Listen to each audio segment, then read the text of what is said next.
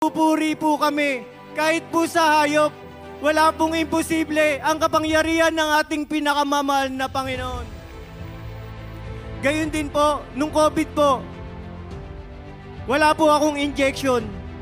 Ngunit, alam nyo ang inyong lingkod, pinag-duty po sa COVID facility. Yung lala po nung COVID facility, yung mga worker po doon, hindi na po pumapasok. Ngunit ang anak ng mahal na Panginoon, walang bakuna, na andun po at naglilingkod sa ating pinakamamahal na Panginoon. Ang pagbibigay po ay susi ng pagpapala. Alam nyo po, nung araw, kumukuha po ako ng dayami kasi dinidingding ko po sa aming tahanan. Pinagtatawanan po ako ng mga pinsang ko.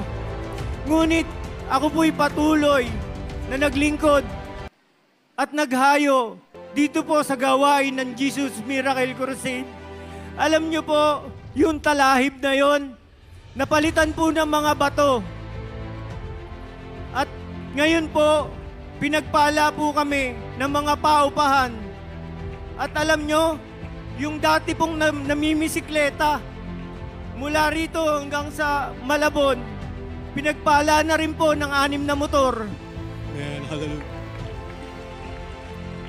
Ang sabi ko dun sa mga kapatiran, yung mga tinatawag na magpatotoo kayo. Kasi yung nangyari sa buhay nyo ay pangarap lang ng iba. Ngunit dito sa Jesus Miracle, yung pangarap ng iba nagkakatotoo. Nung nakaraang buwan po, nakabili po ako ng big bike.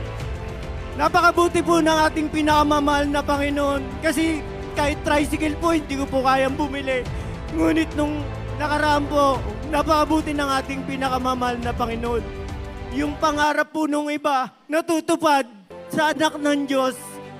Ang lahat po ng pagpupuri, pagdakila ay sanging sa ating pinakamamahal na Panginoong Hesus po lamang.